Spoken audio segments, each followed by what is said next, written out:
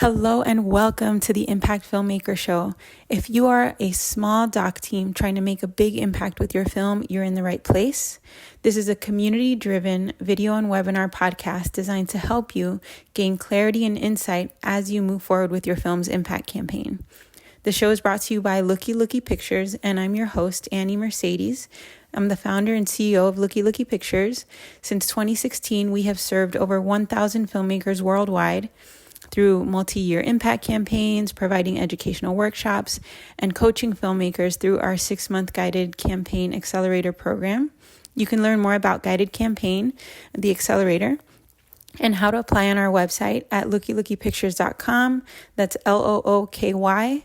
Looky, pictures, plural.com.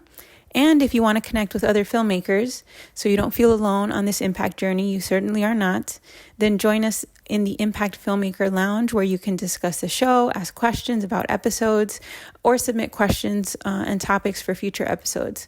So go to lookylookypictures.com/show to join the Impact Filmmaker Lounge. And with that, I hope you enjoy this episode and it brings you clarity and insights that will help you move forward with your campaign. Today, we are very, very excited to share with you and to have with us folks who are going to speak on what it is like to screen your film in facility, in prisons. We have some wonderful speakers today. I'm going to just share with you all who they are and ask them to introduce themselves as we get started. But before I do that, I want to share what the Impact Filmmaker Show is and who I am. So this is the Impact Filmmaker Show. It's our first episode of a community-driven podcast and webinar series that is really fueled by you. The goal of this is to give you insight and clarity around your films and how to move forward with your film. So you can always submit ideas and questions on our website, and that is in the chat at lookylookypictures.com/show. My name is Annie Mercedes. I'm an impact producer and founder at Looky Looky Pictures. I'm the founder. I'm the only one out here. We have served over 1,000 filmmakers since 2016. Now we are serving filmmakers through our Guided Campaign Accelerator program. The deadline for that is Thursday, so if you want to apply to that or learn more about it, please feel free to reach out to us. The link for that is also in the chat and on our website at lookylookypictures.com. So now let's jump in and get started. So I want to welcome our panelists and thank you again for being here and for sharing your experience and insights.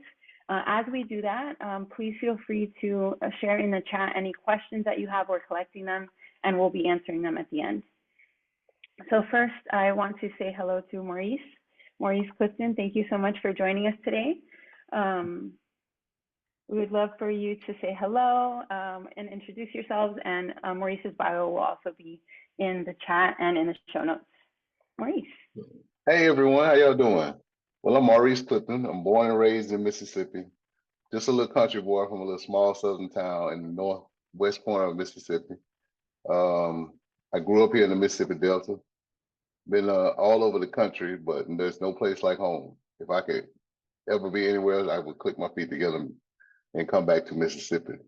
I went to federal prison in 1997, January, as a first-time offender. Had never been arrested, never been in trouble, and they gave me 33 years and 4 months as a first-time offender. I served 23 of those years after I got out from prison under the First Step Act, in which Lance did the film, and was thank Van for their efforts, because without them, I would still be incarcerated until 2029. 7 months later, I got an opportunity to work at the Mississippi Department of Correction as a chaplain and reentry coordinator. Reentry coordinator because while I was incarcerated, I developed programs to help guys who are incarcerated change their way of thinking and to prepare themselves to be released so that we can close the door of recidivism. And so I worked there for 3 years.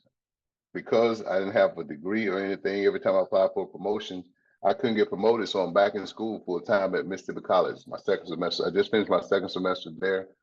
I'm in summer school now, so I'm on the fast track to get my degree so I can go back to MDOC, and try to further be a torch lamp for those guys who are incarcerated. So thank you. Thanks, Becky, and I appreciate you. So any questions you have, I'm an open book. You might not like my truth, but my truths are my truth. You know, and we can dialogue about it whenever. So thank you so much. Thank you for having me too, honey. Thank you, Maurice. Thank you so much. Malika Kidd is joining us as well today. Malika, would you mind saying hello? And again, we'll paste your full bio in the chat. Hi, my name is Malika Kidd. I'm originally from Illinois. I was visiting Cleveland, Ohio, and was arrested for drug trafficking with my then boyfriend. I served a 14-year mandatory minimum sentence here in Ohio. And once I was released 9 years ago, I decided to stay here. 6 months after I was released, they came up with a culinary program here at an organization called Luther Metropolitan Ministry. And it was a pilot program with 5 ladies coming out of the prison that I was once in to learn culinary arts. And I became the kitchen supervisor of that program. And since its inception 8 years ago, I moved up in the program. I got my associates, my bachelor's, and my master's just last year. And now I'm the program director of all programs here at Luther Metropolitan Ministry. I'm part of this documentary called Apart, which follows 3 of the ladies that were incarcerated and went through the culinary program and later went home. And I've been an advocate across the country on reentry, as far as advocating for housing discrimination, job discrimination, and education, higher education. Thank you for having me. Thank you, Malika. Thank you so much. Thank you for being here. Lily, would you mind introducing yourself? Lily Fleshler. Sure. Hi, everyone. My name is Lily Fleshler. I originally from New York, now living in LA, and I work at an organization called Represent Justice, and we are a nonprofit that sort of sits at the intersection of legal system reform and filmmaking and storytelling.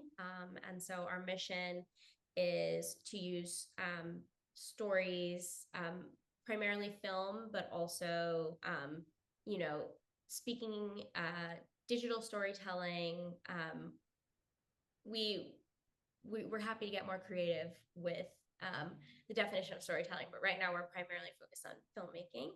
And sharing stories that will transform the system and end mass incarceration. And so we were lucky enough to get to work with Malika through an impact campaign that we ran for the documentary Apart. So I'm thrilled that she is here today. We did screen that film in a number of facilities. And then as a whole, Represent Justice has worked on 5 different campaigns that have screened in prisons, jails, detention centers across the country. So happy to be here and to get to also meet Lance and Maurice and just share what I know, but also learn from everyone here. Thank you so much, Lily. Thank you for being here. Lance Kramer, would you mind saying hello? Hey everyone, it's so good to be here. My name's Lance. I'm an independent filmmaker, live in Washington, DC, work with a company that I co-founded with my brother called Meridian Hill Pictures that we started about 14 years ago in 2010. Pretty much since then, we've done a lot of work on films that have told stories about people impacted by the system. It's been a big part of our work. Both of our feature films, City of Trees and more recently The First Step, have looked at different aspects of the ways that people have been impacted. City of Trees is more of a reentry story, and First Step is more, as Maurice mentioned, a story about reforming the laws so that people can come home. We will get into it a little bit. I won't get into it more in this conversation, but because the effort to pass the First Step Act in particular was really led by people who had been incarcerated themselves, we felt that it was really important to share the film in prisons and jails and facilities so that people who are currently incarcerated could both hear the story and also see the process that went into the kind of advocacy that was led by some of the people in the film as hopefully a source of inspiration for how to get involved. So really excited to talk more about how we did that. Awesome. Thank you so much, Lance. Thanks for being here. And thank you everyone who is joining us live now.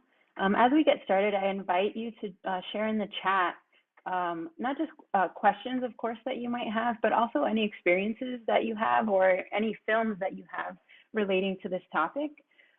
Please feel free to share what brought you here, what you hope to learn, and if you are working on a film that can benefit from this, feel free to share your film in the chat as well.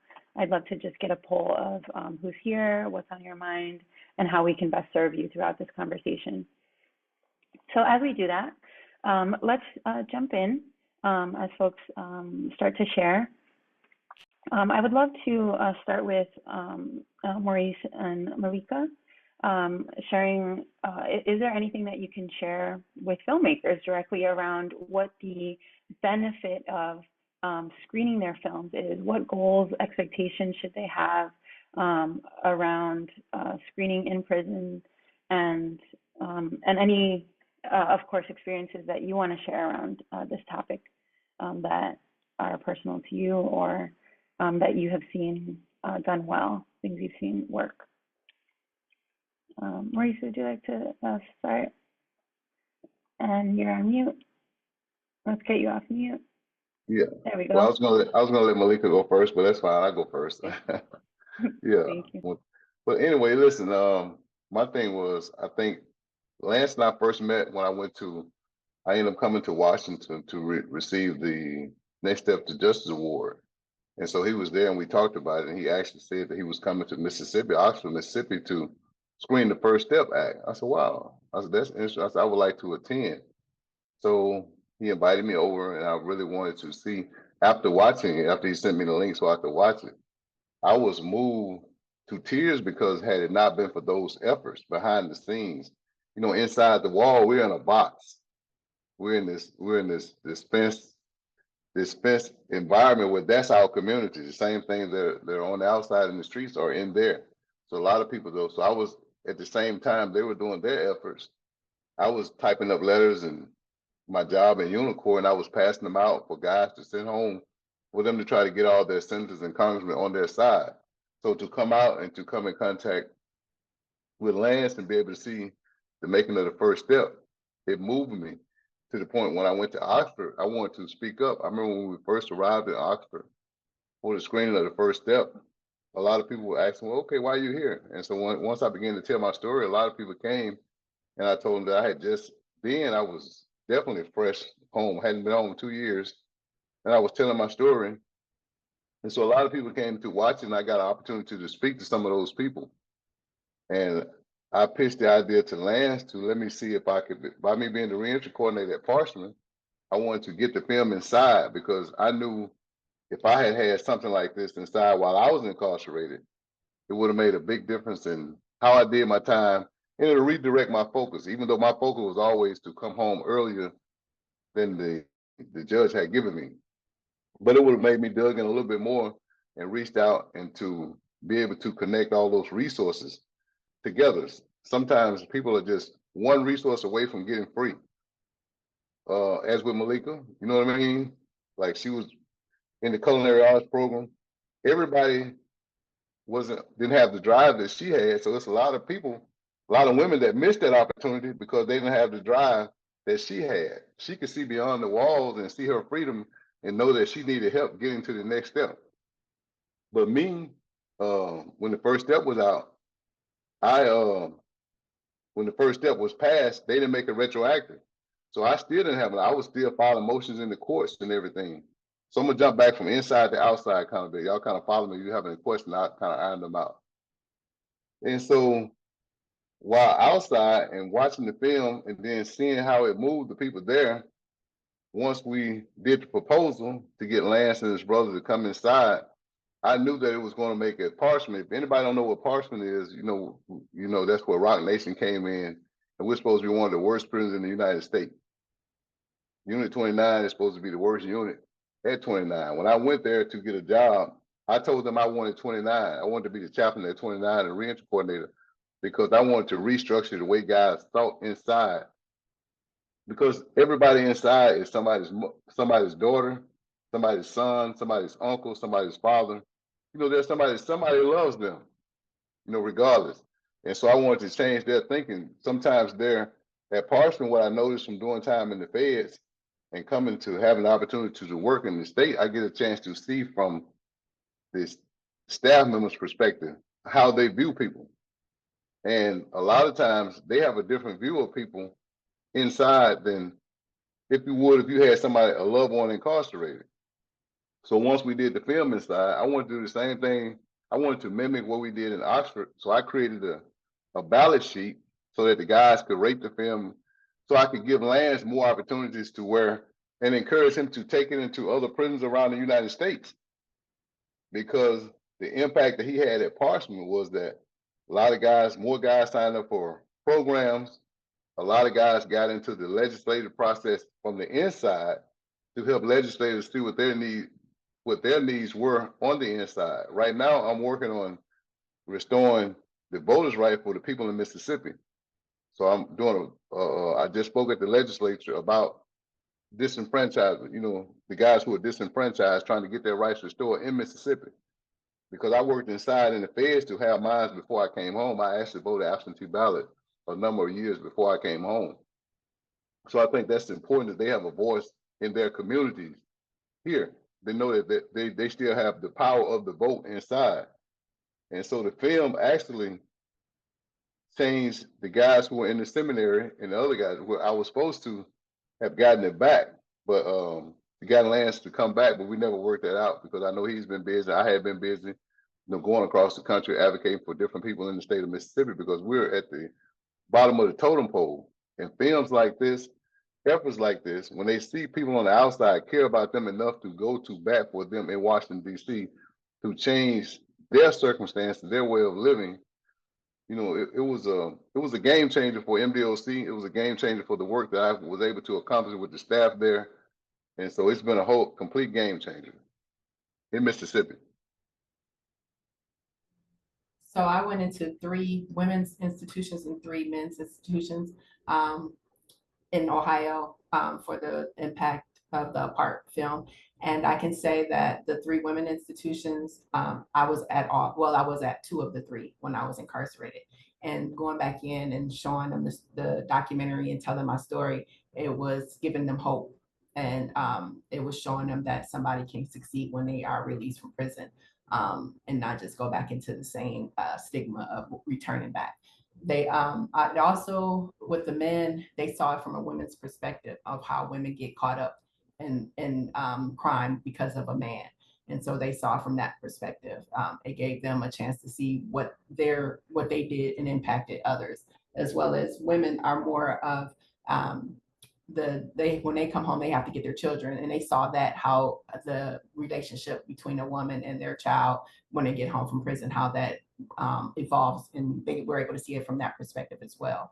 I can say when filmmakers are doing this to be mindful of the people that they're bringing back into the prison, because that can be traumatizing to go back in, and to have somebody that they can talk to as far as like a licensed social worker or somebody that they can, a therapy session or something, because that can be traumatizing. It wasn't for me, but I know some of the ladies that were in the film, it was kind of traumatizing for them to be able to go back in there, because I was going back in 2 weeks after I was released, speaking, because I guess God was on my side to be able to do that and have the strength to do that. And some people will never go back into a prison. Some people are traumatized when they go back in. And so being able to make sure those filmmakers have some kind of necessary tools for them when they have them coming back into a prison. Thank you. Thank you for sharing, Malika, and Maurice, of course. your experiences and what the impact of those films were on your life and those who screen them. And Malika, I also want to just name and underline the point that you just made around really considering your film participants and what they need. If you are bringing back folks, whether they're your film participants or otherwise, anyone else who is involved in the screening of your film back into a facility, and talking to them about what that means to them, what they need, and if they need any care or if they even want to participate in that. If you have questions about that or need resources, you can always DM us on Facebook or Instagram, and we can give you some information on how to plan for that and care around that. Okay, I would love to also invite Lily and Lance to share your thoughts and experiences around screening in facilities and what you've seen the impact of films to be and the benefit of that from more of the logistical perspective, let's say. Lily or Lance, would either of you like to jump in? Okay, sure. Lily, go ahead, yeah. It's a big question that I feel like Malika and Maurice definitely covered many of the ways that I feel about why this is so important. I think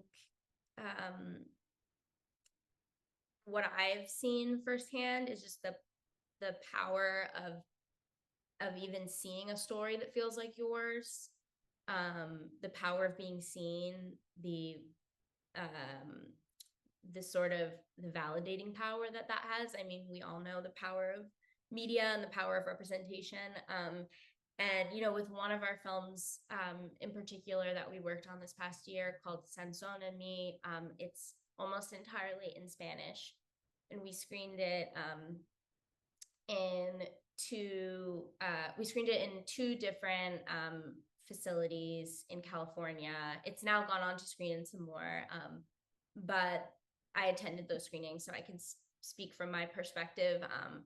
Just even seeing, a group of Spanish language speakers, people whose their first language is Spanish, not all of them have the best English, getting to see a documentary that's primarily in Spanish and the subtitles are what's in English, I feel like was even just a small kind of radical act. And then of course the content of the film was so relatable and so again, so validating, and just there's just so much power in that, and I feel like I can't overstate that enough. And I think it also helps them feel more connected to the outside world. And I some of my more recent memories are from that campaign because it was the most recent, but that film showed on PBS. And PBS is a really great choice for filmmakers, really great distribution choice for filmmakers who are making films about the system because it is accessible inside prison. So a lot of times if you make a film about a story that takes place in a prison or about the system, there's no guarantee that the people who your film is about will actually even get to see it. It can be a really big struggle to get permission to show your film, which is, I'm sure we'll get into those logistical aspects, but so that's why PBS is often a choice for filmmakers to at least guarantee, my film participants, if they're currently incarcerated, will definitely at least get to see the film. Ideally, you would be able to set up more of a personalized, smaller screening for them, but again, it's not always possible. And just this one anecdote I remember from a Sansón en mí screening that we did in a women's prison was one woman, she shared, I love PBS, and she was sentenced to life without parole as a young person, and Sansón en mí is also about a story of a young man being sentenced to life without parole, and she shared she was going to be, writing to her mom and telling her to tune in on PBS because she felt like her mother sort of had a hard time understanding the you know, her holistic experience and all that she went through, and how hard it is for her in prison. And this film kind of expressed that better in another dimension and in a more dynamic way than she could. So I thought that was an interesting anecdote, because, you know, it can be an expressive tool that can make, you know, currently incarcerated folks feel more, feel like they can have this sort of shared piece of art with even their family members, and to sort of help increase connection in that way. And that's just one small benefit on top of all the other ones that Maurice and Malika discussed. Yeah, there's like so much more I could say, but I will pause there. Kick it to Lance. Yeah. Thank you, Lily. Sounds like a big benefit to me, having that communication tool. So thank you, Lily. Go ahead, Lance. Yeah, when we made the film, I mean, as I mentioned, you know, in the introduction, we always knew it would be really important to release it in a way that was very much in community with people who were impacted by the system. We didn't know exactly what that would look like,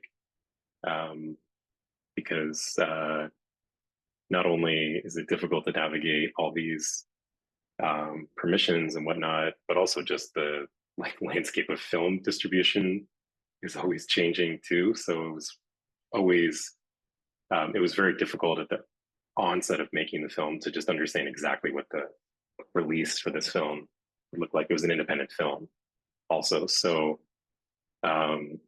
we, you know, in short, what I could say is that to kind of summarize the process, when we first premiered the film, we were focusing primarily on film festivals, and we put a really heavy emphasis on regional film festivals. So we wound up playing in about 35 or 40 festivals across the country, including, like Maurice mentioned, Oxford Film Festival in Mississippi. And we tried to go, someone from the team, myself, my brother Brandon, the director, or someone lead in the crew or protagonists. We tried to make sure that someone was at every single one of those festivals, and we really were using them as a relationship building, you know, opportunity. We made, at every single festival we were at, we made a real concerted effort to connect with local organizations, local leaders who were working on reentry or reform in that state or in the community. And that's how we connected, as Maurice mentioned, with him initially. And we just tried to use that whole kind of tour, in a sense, as a chance to build as many connections, meaningful connections as we could, with the understanding that hopefully those festivals in and of themselves would be meaningful, but they could also be a springboard towards something later that we were still developing. I'll give Looky and Annie a real shout out here, because I wound up participating in the guided campaign program, and that's really where the framework crystallized for me, with a lot of support from Annie and her team, in how to develop a release strategy for the film that was very centered on this type of impact that we wanted to have. And that also made sense and was possible within our means and our team and our time that we could put forth towards this effort. And ultimately what we wound up developing was a release strategy where the film played in movie theaters, but in about 30 cities, which were mostly the cities where we had developed those relationships during the film festivals. But we released the film in every single city that there were screenings in theaters. We had local partners who in effect presented the screenings, and those were all very, very hyper local or state level organizations that were led by systems impacted people working on reform and reentry. And that was 100% the framework across the country in the way that the film was presented in theaters. And In a sense, all the theatrical screenings were impact activations.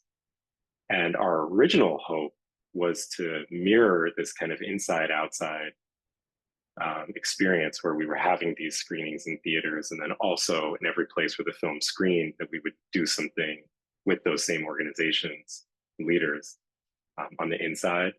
I was very naive in thinking that we could pull that off, particularly in the time and team that we had. It was extremely hard to make a kind of one-to-one program happen. Because as Maurice and Malika mentioned, just the amount of time and intention that it takes to not just make something happen, but also do it right is quite significant. And we were blocked in a lot of places too, just outright blocked, where we tried. So we wound up doing about 5 screenings altogether that I was a part of in prisons in DC, Mississippi, Arkansas, Florida. But even in Florida, for example, the screening, I kind of use air quotes, was not a screening like what we did with Maurice in Mississippi, because we weren't allowed to screen the film. So all we were allowed to do was to print a transcript of the film and share it with people. So that's what the screening was. But we figured out ways in every place where we were able to get permission to create what we hoped would be a meaningful experience. And yeah, I think that the core components of that were having really strong partners, who believed in the film, who understood how to sensitively navigate spaces, like Malika, Maurice mentioned, and just to be very intentional. As much as those experiences, I hope, had an impact on the people who participated, it had a huge impact on me. This was a really humbling experience. And it was something that I'm very invested in trying to help figure out how to do more of and structurally make it easier. It was illuminating to me to see how challenging it was, but also how much opportunity there is in bringing films into these spaces. Thank you, Lance. And with that, and you're doing that at this moment, let's talk about bringing films into these spaces and get a little bit more into the logistics of what it's like to get permission, what someone can expect, and what a filmmaker who has a film right now and wants to screen, what should they do? And please feel free to jump in. Anyone, I see Maurice, you're asking you. Go ahead, please. So with and Malika. Yes. With the documentary part, the directors that heard about our program, they came, talked to our VP of Workforce Development, because the culinary arts is not inside the institution. They come out every day to learn culinary arts. So they get dropped off to us under our supervision while they're incarcerated. And so when they came to us and said they were interested in doing the film, I connected them with the prison first, who had to get approval from their communications department of the whole Department of Rehabilitation and Corrections. And once that was approved, they had to make sure what they're filming, like they would go inside the prison, had to make sure they didn't film like people's rooms or people who cannot be on camera. They had to get signatures for photo, be able to be on camera from us and from them. They also had to sign a contract with the documentary people. And so the Department of Corrections had to look into that as well. And then they would film them in every area over here. We start the classes off with a clinical case manager. And in the first 3 months of the program, they have to go through a therapeutic skills program with our clinical case manager. And they wanted to film some of that. So they had to make sure that the women would be okay with discussing the topics that they talk about, from alcohol and drug, parenting, trauma. And so they wanted to, if you weren't okay with that, then they could not film. And so our clinical case manager had to make sure, hey, will they be okay with this? So getting that type of approvals as well. If they weren't okay with it, they wouldn't be filmed. Thank you. Thank you for speaking to filming, actually bringing a camera inside. Maurice, please feel free to jump in. The thing was, I think the reason like we had so much success in Mississippi, number one, was that I did programs inside, so I knew the process of getting a program done. And so I'm a stickler for policy. So I always read the policy, the procedures of what it takes to get something inside. So once I did my research and I sent Lance them, I immediately sent them the forms for them to get their NCIC check. And I kind of stayed on top of the administration because sometimes they don't really want people to come inside, so they drag with the paperwork. So I would send them a reminder email every other day. So I basically pestered them into running their NCIC once they came back approved. And I would ask them could they have a meeting so I could show them a clipboard of film or the whole film if need be. And I wanted to, in my memo, I explained to them the impact that it would have at the institution. Of course, I was at a medium high, so some of the guys had life sentences that seen the film. And so I also I had built up a rapport and relationship with the guys from inside because they knew that I had walked in their shoes. And so I was basically the only person that escorted Lance and his brother inside. Once I met him at the gate, took him to the chapel, we just kind of sat down and got ready to go out to where we should show the film at, which was at Unit 30. And so all the staff, I already sent emails to the staff to let them know these are the people who are going to come in, the equipment that he needed to show the film. And so I wanted to do that. If they want to inspect it, that's fine, or they trusted me to inspect it. And so I kind of made sure that the only thing I wanted them to do was come in, feel safe, and to show the film. But I also had meetings with the guys that they were going to show them to, that they were going to show the film to about, their level of conduct, because a lot of times people come in, they're negative when people are getting ready to come in. And I kind of explained them through my journey and my story of how I had been incarcerated and how outside programs helped me to restructure my thinking to become free. You have to become free internally before you could ever be set free, from prison. Because a lot of people who make parole are still not free. They're institutionalized, so they still do the same thing. And so I always challenge guys to become free before they, actually become free.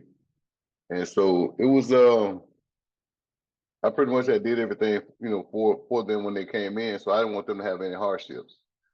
So we could have time afterwards. We talk about the film and see the impact, just so they could. I like to say, that I was the first prison that Lance took the chance on coming inside, and so they trusted what I had shared with them in Oxford, and to give me the opportunity to show inside and see the impact that it would have. And I always, I told him he can call me if he have any question about going into another. Every prison has its own characteristic or dynamics. No two prisons are the same. Whether it's federal prison, state prison, even different federal prisons have their own characteristics. So you just gotta find the mold, or you just have to know what door you're walking into, whether the guys are going to be receptive. And so we just have to make them hungry for something new. And like I said, just to be able to show it on the big screen and let the guys sit down and watch it, and to have them interact and ask questions afterward. It's all information and educational for the guys who are inside, and for Lance and his brother, and for myself too. So when the next person comes in, I actually screen the film here in the community too, but I invited some of the community leaders to come in and see it. And word spread, they wanted me to bring it back. I just had never got back with the chance, because a lot of people who missed it, we showed it on the outside in Ridgeland, Mississippi at the Malika Theater. A lot of people who came want to come back for a second time, because they had no clue that a film like this even existed, or that the plight for, you can almost say human rights, or for freedom and dignity for people who can't fight for themselves, is going on out there. Whether it's for educational purpose or whether it's just for legislative purpose. You know what I mean? So it was a fun thing to do and to organize. I brought a lot of people. It actually allowed me an opportunity to, in Mississippi, death row had never came out together. Since the 1800s, they were on 23 and 1. Now death row is putting on a play Friday. I did a book club, did a creative writing class, and they all come out together. They have a garden, and I told them that they're just social beings who've been condemned to die. And what if one of them could win his case and get off death row today? He has had no opportunity to become social or, you know, to have a social impact. You see what I mean? So now they're having a play, and somehow, some way, I want to send you some pictures too. And anybody who wants them, I'll put my email in the chat or my phone number so I can text you guys some of the pictures, if it's okay with Land, from the screening inside at Parchment. Yeah, And you can so also send anybody, it to us and we can include it in the recording as well. okay, Yeah, that'd be great. Thank you. all right. My tip would be to find a Maurice or a Malika. Yes, exactly what you were just saying, Maurice, about how well you know how everything works and how everything is so different wherever you go. And so I would suggest, first of all, figuring out sort of some geographic targets based on where your film is set. We had a lot of success in facilities in Ohio for A Part because the story is very Ohio based. And so there's naturally going to be more interest. That's just sort of like what I'm sure Ani would recommend for any impact campaign. But then figuring out, where, like, for example, with, I saw in the chat, I think it was Tommy, figuring out what are some other geographic priorities you can have, like where is there legislation and activism, or where are we at a tipping point around family separation and improving conditions around birthing in prison, or like where, if since that story is inherently right about women in prison, where are the highest rates of incarceration for women in the country. So I mean, it's such a big like pot to choose from. So figuring out a way to kind of narrow it down with some geographic targets, and then finding the people like Maurice and Malika, the organizations. So the organizations that are already bringing programming into prisons, whether it's arts programming, career programming, writing classes, and connecting with those folks and figuring out the ones that are going to be like most interested and are most mission aligned with what your campaign is about, and sort of just really working with them. There's also sometimes people, we kind of think of them as connectors that are just really well versed in the justice reform landscape in their city or state, and they themselves may not be interfacing that much with folks inside, but they may know all the people who are. They may be able to connect you to the Maurices and the Malikas. And so that's another thing that we would recommend. We have sometimes had success, reaching out cold. It doesn't hurt to try several different strategies. So trying to find the organizations that can help you, that already know kind of how things work, that already have the connections. But also trying to find the people at the facilities that are doing the programming. Often it's chaplains, rabbis. Often it's someone who has like community resource manager, community programming manager, some sort of like activities manager in their title. They're going to be the ones that are sort of in charge of bringing in programming. And then you can also try to go a little bit like higher up in the chain. We have a really strong relationship in terms of events that we've done and collaborations that we've done with the Office of Reentry of Ohio. And that has been really helpful because they sort of have the ability to kind of, first of all, spread the like sort of a call to host a screening to multiple facilities. And they are able, I found that when I'm collaborating with someone that's like at a like administrative level or an Office of Reentry level, that the events tend to go a little bit smoother because they're kind of coming in and making sure everything is working, versus some of the other events we've had that have been more with like just staff at the facility. We've like shown up and there's no projector, and like the projector is all the way on the other side of the compound, and you know, like they haven't tested any of the equipment, and it's really challenging because you can't actually get in there in advance to do a tech check, you know, of course, the way that we would normally do for any other community screening we do. All you can do is just like pester enough and be like, is everything set up? Do we have everything we need? And a lot of times it's out of your control. And so I think if you are able, and then also, of course, I think the institution will be more maybe interested in showing the film if it's coming, if the message is like coming up from a higher place. I do just want to take a moment right now, all of that said, this is something I wanted to make sure I said on this call, just sort of a general like philosophical question that I think probably all filmmakers will grapple with. I think,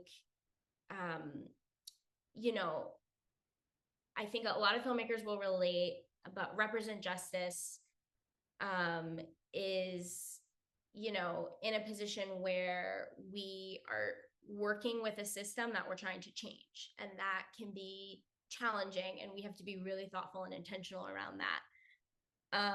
And so basically we're always trying to approach every single collaboration that we do with a facility or with a Department of Corrections with a lot of intentionality around who is this event for? And for us, it always needs to be for the people inside. And that needs to be in the design of the event and the way it's promoted. And the activities that we bring, it needs to be very centering their humanity. It needs to be an educational opportunity. It needs to have programming alongside it. It needs to hopefully, you know, develop ongoing relationships. Maybe we're leaving materials behind to sort of encourage some of the activities that the film highlighted. Like, for example, with Sansone and Me, the film is about an incarcerated man named Sansone who is getting to sort of tell his story through this film. And we really wanted to encourage that healing process of telling your story. And so we partnered with PEN America to give books that they have created called The Sentences That Create Us. And they are designed for incarcerated individuals to deepen their writing practice. And so we try to leave those books behind, donate them to libraries, encourage that they be used in group settings. So that's sort of, those are some examples of what we feel like that does look like, and that kind of having that be your northern light, your guiding star. But I think it's also helpful to provide some examples of what that doesn't look like. And so an example of what that doesn't look like is the prison is asking if this can be a press opportunity, if they can send reporters, if it can be featured in like a newsletter that goes out about the activities happening in the prison. You know, you may want to decide what your boundary is for your campaign, but at Represent Justice, we never want any of our campaign activities to be showing necessarily prisons in any kind of a light that's suggesting that our carceral system is working. And so anything that we feel like may kind of cross that line, we will, to the best of our ability, because again, it's not our event, we will say, sorry, we would prefer there to not be press. So I just wanted to get that sort of nuanced kind of like philosophical question out there for filmmakers to consider, because I know it's something we're always, it's always top of mind, to be super intentional about these events, and to make sure that they're really serving our mission and not getting used in a way that we don't want. Thank you so much for that. There's some construction happening here, so I apologize if you hear that background noise. Lance, if there's anything you want to add, you're welcome to jump in. Sure. No, I mean, these are all really excellent points, particularly, the the point about intentionality that you were just sharing. I think in that vein, it's easy as a filmmaker to have some sort of idea about what I, as a filmmaker, want to do. And certainly I had those. But those were really just like an idea and a suggestion and an invitation.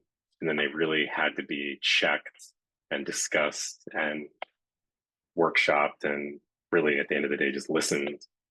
I had to listen to what people like Maurice and James Jones in DC and Ruby Welch in Arkansas, Lewis Reed, all the people that I connected with, who really had those relationships and the trust on the inside, and who had also lived the experience themselves of having been incarcerated and understood what would make for the most meaningful experience for them, and also the people who would participate. And I think that at the end of the day, anything that's done has to be, as you said, grounded in that, at least in my view as well. And so, and sometimes I get that wrong in my ideas. So I'd have to really check myself and make sure that I was listening and adapting. So I think that just from a filmmaker standpoint, that's maybe one of the most important kind of central, North Star qualities. And, you might get asked to write a grant application or pitch this to a funder or talk about what you're doing in a festival screening. And so you really do, I think, have to have that awareness that, like, who is this for? Is this for me? Is this for someone trying to serve? And like constantly check yourself and listen. That's the big tip. The smaller things that I would just mention, which can actually not be so small, but on the logistical side, it's a very, very small tip. But if you have an ability, if you are doing a screening, you have an ability to bring a little bit of gear with you. In addition, sometimes you're not even able to bring a laptop, but if you're able to bring a laptop, I think that's always great. In addition to having a DVD, just have kind of USB thumb drive stick. So you just have multiple devices to the extent that you can bring them in, and all the cables. Having a Bluetooth speaker that also has wired capability that can plug into a laptop and is loud enough for a classroom or for a room, of however many people, I think is critical, because every single screening that I've been to, sound winds up becoming an issue. A lot of times there'll be like a monitor, maybe that they have access to, like a TV, flat screen TV that doubles as a classroom, device. But usually there, at least in my experience, there hasn't been additional sound. And so then people can see, but then it's hard to hear. I've like seen things where we were in Arkansas in the Little Rock jail, and we were having an issue with sound, and then one of the guys pulled out what he called the sound bar, which was not like a Sonos, but it was literally a piece of cardboard that they had fashioned into the shape of a sound bar, and it could like wedge under the TV in a way that like reflect the sound out.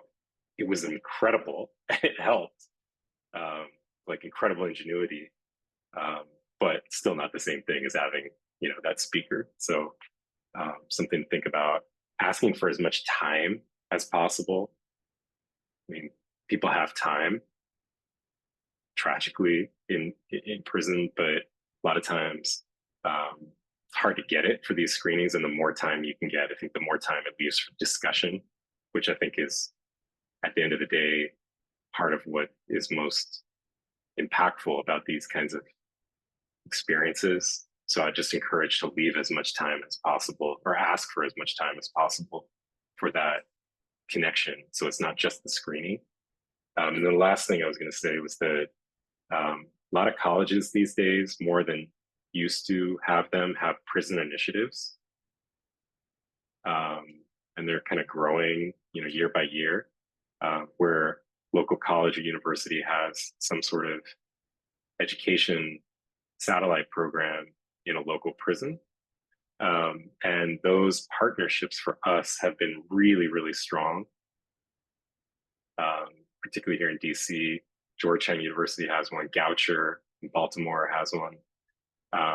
And those are great because they're kind of bridging opportunities where if you build relationships with those prison education programs, I found that it creates an opportunity to connect with people working in prisons, students, and people who are currently incarcerated.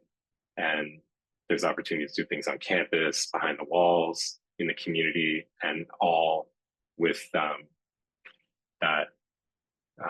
college prison initiative as kind of a glue. So they've been very, very supportive, and I think can be a bridge to also navigate some of the bureaucracy that can be really daunting. Thank you so much for all of that, Lance, and everyone, of course, for sharing tips. And I see Lily, you're sharing more in the chat as well. As we wind down and are at the hour, I want to just thank you all for being here. I'm going to do a quick wrap up of some of the things that I think are good for folks tuning in to keep in mind. I think we talked about strategy as well as logistics. So strategically, really thinking about why are you screening your film in facility? What impact are you hoping for? And most importantly, who is this for? And keeping centered those who are systems impacted in the conversation, as central to the conversation. This is entirely for them, for their community, for the experience that they're having, and for, as Malika, you shared, a sense of hope and creating, as you shared, Maurice, unlocking a sense of inner freedom for those who are systems impacted. And currently, a film can really give them hope and impact them in a way that is life-changing. So keeping that in mind, also keeping in mind care and planning for care, any potential traumatizing or re-traumatizing that this can do to someone who's going back inside as part of your screening, or who you're connecting with. As Lance mentioned, you have an idea of what your film might be able to do and what that screening could look like, but really talking to those who are impacted and testing that, am I right about these assumptions? What else do I not see and need to plan for? And having those conversations and workshopping those ideas before you move forward with them. Thinking about geography, as Lily mentioned, what's the justice reform landscape as it relates to legislation, policy that your film is touching on? What does that look like where you're trying to screen? Is there a geographic specificity to your film and where you're trying to screen? PBS in the United States, PBS is accessible inside. Do you have a PBS strategy, and what does that look like? And as we got into logistics, we were talking about connecting with organizations who are already bringing programming into prisons, like the culinary program Malika talked about, local colleges and universities. Lily, you also shared some tips in the chat, and we'll make sure to put all of this in the show notes as well. And finding partners, of course, like those that were mentioned, finding someone like Maurice and Malika, who can also help facilitate an introduction, a connection, bridge trust around yourself as a filmmaker and a facility. How to get permission and access and what that looks like. Maurice, I want to ask you to clarify one term that you used that I wasn't familiar with, which is NCIC permission. Can you just tell us what that means? Just a background check. Before you can come in, and it doesn't mean if you have a felony on your record. Like I could get, if Malika wanted to come to Mississippi and talk about, if she could get the people to screen her film, I could get her here so she could show it to the women of at the Mississippi Department of Correction. We have about 600 or 700 women with 2 major facilities here in the state. The men would want to see it too, but it would definitely be a game changer for the women because they're so often overlooked or swept under the rug because they don't really, in Mississippi, women prisoners is the fastest growing population for our state. Women and juveniles, fastest growing population for our state. And so they had to open up another women prison because the one that we had was overflowing. So you just do an NCIC check where, they send the Social Security number, they just want to see what crimes you had committed, if any, if you're a convicted felon or not. They just want to know who's coming into their facility. And so they just do a background check, and then it still, like I said, if you have a conviction, from most of the time I'm up front. Hey, he or she has been justice impacted. She wants to come in. This is what she's going to bring. This is what she's going to bring. And so most of the time, oftentimes, if we would suggest them that she has an organization that she's working with, then we can get her here, schedule her for a date, and get her here, and she can maybe have a whole day. And like I said, I wanted to give them as much time as they needed here. I didn't want to come in and rush them in and rush them out. I didn't want the whole process to feel rushed. So I think we had after the film, we had a good 45 minutes to an hour afterwards, to share back and forth conversation.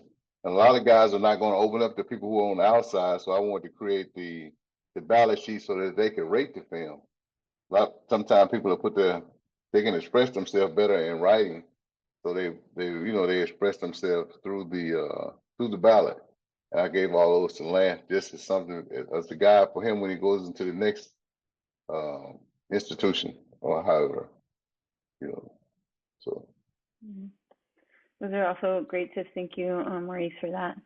And to wrap us up, I want to close with a few comments.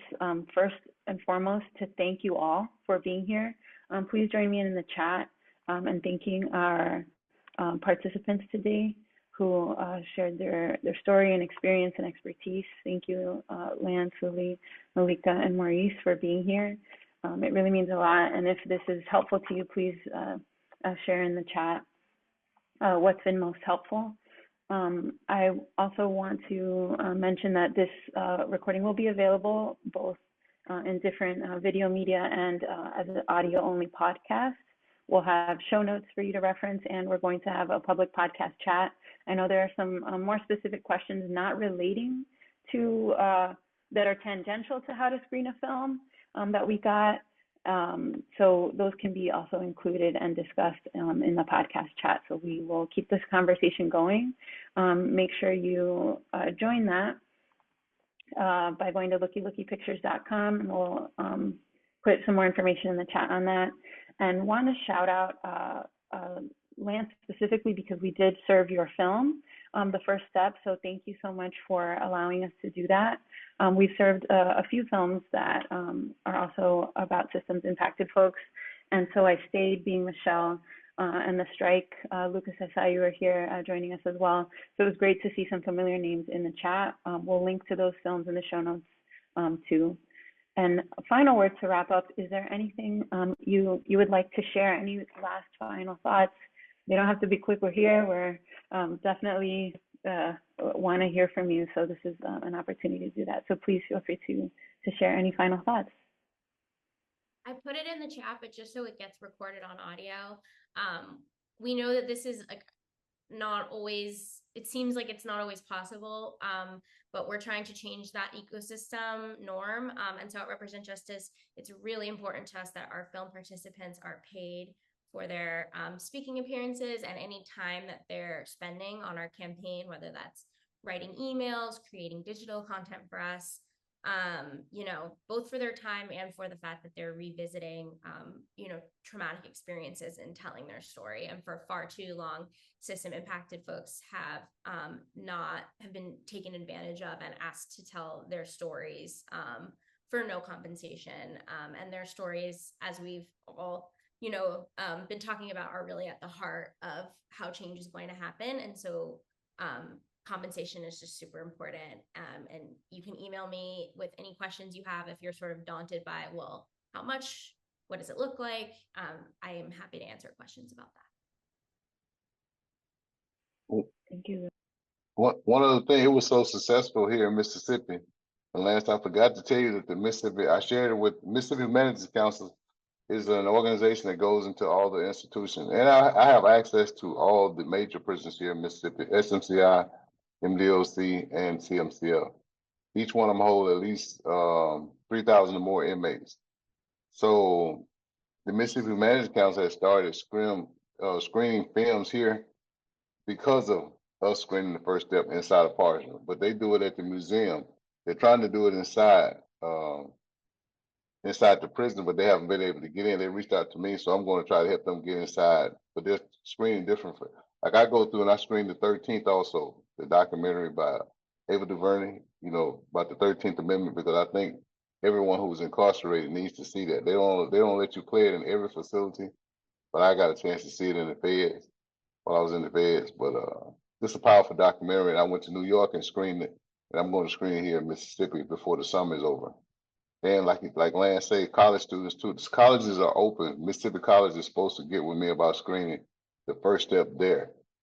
And so I just talked to them. Once I got a date, I was going to reach out to Lance so we can kind of, close the window. And if you guys have something too, Becky, just let me know or whatever. If you ever need to talk any question or anything, I have different outreaches here in Mississippi to where we can show the film inside or outside. The community is a big platform too, because a lot of people just don't know until they're immediately justice impacted. One of their loved ones, their son or daughter, or mom or brother or sister goes to prison. Then they're concerned about what they can do when they hear about the conditions. Everybody is clueless until they're instantly justice impacted. So I think that's one of the big things that the film would do for people. And be honest with your subjects and the justice impacted people. If there's going to be changes to the film at the end, please let them know. Don't have them spending. We did our film for 3.5 years. We could not commit to anything else, and they cut a whole bunch of stuff without being honest about it. And I wish they would have just been honest, because we're being vulnerable and telling our stories, and we're sharing this for you guys. Just be honest with your subjects in your film. Thank you so much, Malika, for sharing that.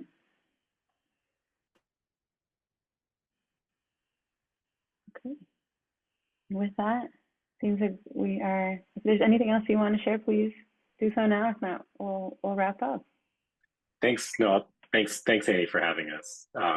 This is a really, really meaningful, important conversation. I really appreciate you holding the space to talk about these things. And, like everyone said too, I'm really happy to be a resource if there's anything I can do to help anyone else on this call or anyone who's listening in.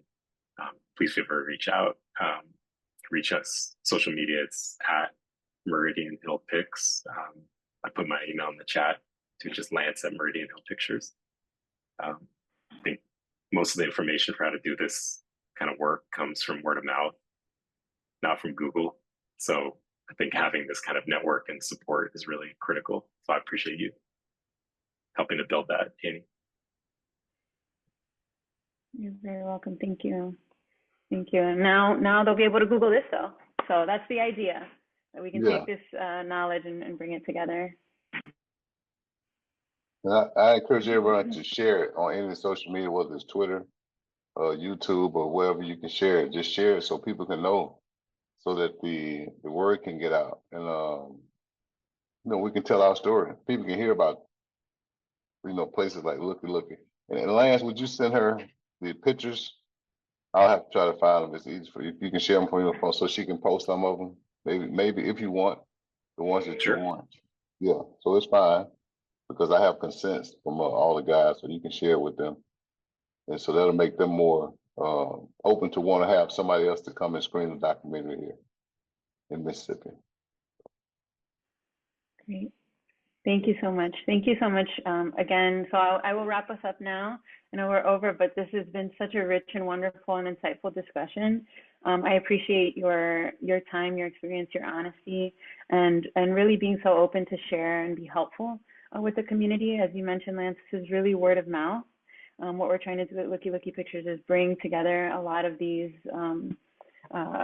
insights so that folks can have them as a resource and therefore help communities and systems impacted folks. So thank you again. I know that a lot of resources have been shared. They will all be aggregated for you all, so worry not. If you have any thoughts, questions, want help with your impact campaign, whether it's on this topic or something else, please feel free to reach out to us. On Instagram or Facebook, you can DM us and we will get back to you. And we look forward to having more conversations. This was just our first episode. So future episodes, you can go to lookylookypictures.com/show, and we'll have conversations about other topics. You can submit your topics, ideas, or questions there too. So to wrap us up, again, a huge, huge thank you to Lily, Lance, Malika, and Maurice. Thank you so much for being here, and we will be in touch. Have a great, wonderful rest of your day, and thank you so much. Okay. Thank you so much for listening to today's episode. Would you like to join us in the Impact Filmmaker Lounge, where you can share your reflections and connect with other filmmakers? We'd love to hear from you. What was most helpful? What questions do you have coming out of this? What insights did you gain? You can join us in the Impact Filmmaker Lounge to share yours and to hear what other filmmakers have to say too. You can go to lookylookypictures.com/show to join. That's lookylookypictures.com/show to join the Impact Filmmaker Lounge. I hope you have a great day and that you take excellent care of yourself.